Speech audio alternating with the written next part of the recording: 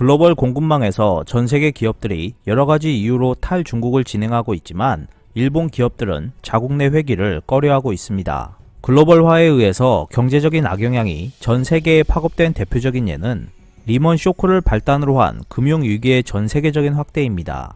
2008년 글로벌 대형 투자회사 리먼 브라더스가 파산하면서 리먼의 채권을 보유하고 있던 미국 국내외 금융기관이 자금 조달에 어려움을 겪자 그 영향은 순식간에 세계 각국의 금융기관으로 파급되었습니다. 게다가 금융기관이 자금 부족에 빠지면서 세계 많은 나라에서 경기가 후퇴했습니다. 그 중에는 진원지인 미국보다 큰 비율로 1인당 GDP가 축소된 나라도 있었습니다. 경제 충격은 금융 네트워크뿐만 아니라 공급망을 통해서도 파급됩니다. 그것은 동일본 대지진 후에 전 세계가 실감하게 되었습니다. 지진 피해가 있기 전 일본 도호쿠 지방은 자동차와 전기전자 산업의 부품 공급업체가 많이 입주해 있었습니다. 이 공장들이 지진으로 파괴되면서 부품 공급은 중단됐고 그 결과 지진 피해를 입지 않은 지역에서도 부품 부족으로 생산을 중단하거나 감산할 수밖에 없는 기업이 속출했습니다.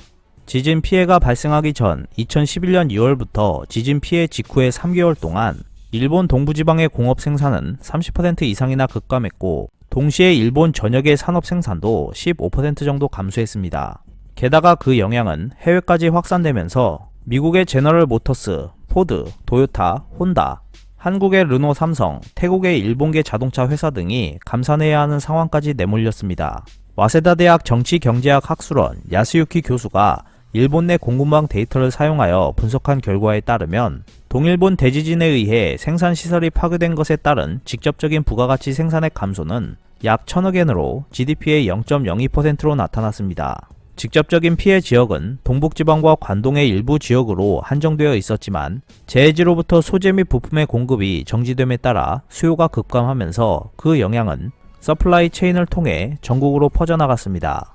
이 도표는 지진 당일부터 60일까지 평소보다 생산이 줄어든 기업을 점으로 표시한 것입니다. 가장 어두운 점은 80% 이상 생산을 줄인 기업을 나타냅니다. 이 자료를 보면 지진 재해로부터 20일 이후 단계에서 일본 전역의 많은 기업들이 대폭적인 감산을 강요당하고 있다는 것을 알 수 있습니다. 그 영향은 지진 후 60일이 지난 후에도 일본 전역에서 지속되고 있었습니다. 지진 피해 후 공급망 두절로 인해 일본 내에서 간접적으로 야기된 생산 감소의 총액은 11조엔 GDP의 2.3%로 나타나면서 직접적인 영향의 100배에 달하는 피해를 입혔습니다.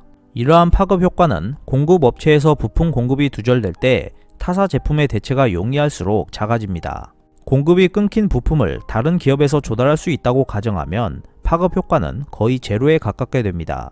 하지만 일본의 공급망은 심각한 문제를 가지고 있었습니다. 최종재 생산자와 그 공급업체가 계열이라고 불리는 장기적인 신뢰 관계로 연결되어 있기 때문에 공급업체에서 부품 공급이 끊겨도 곧바로 다른 공급업체에서 조달한다고 하는 것이 좀처럼 불가능했습니다. 또한 공급망이 스몰월드 네트워크를 형성하고 있는 것도 파급 효과를 확대했습니다. 스몰월드라는 것은 멤버끼리 직접 연결되어 있지 않아도 몇몇 아는 사람을 통해 간접적으로 연결되는 경우가 많은 네트워크입니다. 그렇다면 미국의 경우는 어떨지도 궁금해집니다. 2012년 미국 동해안을 강타한 허리케인 샌디는 뉴욕 등 미국 산업의 중심지에 직접적인 피해를 주면서 500억 달러에 달하는 경제적 피해를 끼쳤습니다. 2010년 이후로 동일본 대지진에 버금가는 경제 피해를 초래한 대재해였습니다. 당시 피해 지역 기업과 공급망으로 연결되어 있었던 태풍 피해 지역 이외의 미국 기업들은 재해 후 매출이 그렇지 않은 기업에 비해 평균적으로 20% 하락했습니다. 그러나 놀랍게도 미국 이외의 해외 기업이 피해 지역 기업과 공급망에 연결되어 있어도 재해 후 매출이 떨어지는 현상은 나타나지 않았습니다. 이것은 태풍의 영향이 국외에 파급되지 않았다는 것을 보여줍니다. 또한 해외 기업과 이어진 미국 기업은 피해 지역 기업과 연결되어 있었다고 해도 그만큼 매출이 감소하지 않았습니다. 즉 미국 내에 있든 국외에 있든 해외와의 거래가 있는 기업은 허리케인의 영향이 그다지 파급되지 않았던 것입니다.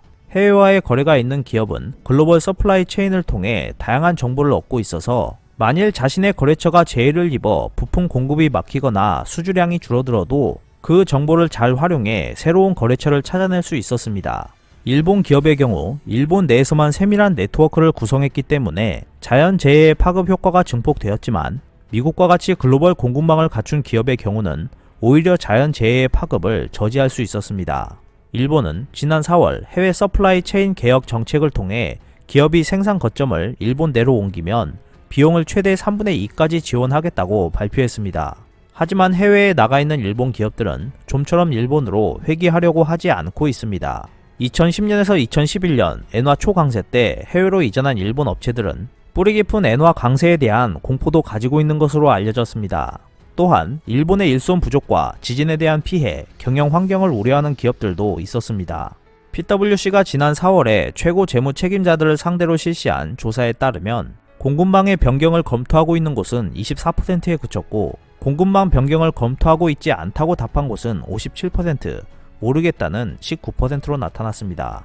일본 기업들의 공급망 부족 및 집중 현상은 한국에 많은 시사점을 안겨주고 있습니다. 생산 거점으로 존재감을 높여가고 있었던 중국이 C19 감염증으로 인해 생산 차질을 빚게 되자 중국으로부터 부품 공급을 의존하던 한국 기업들은 부품 부족으로 공장 가동을 중단하거나 대폭적인 감산을 강요당했습니다. 일본 기업들이 글로벌 공급망이 아닌 자국 공급망에만 집중하면서 대지진으로 피해를 입은 것처럼 한국도 중국 의존도가 높은 탓에 큰 피해를 봤습니다. 이 때문에 C19 감염증을 계기로 공급망의 취약성, 특히 중국에 대한 과도한 의존을 우려하는 목소리가 높아지고 있으며 해외 거점의 재검토를 언급하는 기업도 많아졌습니다.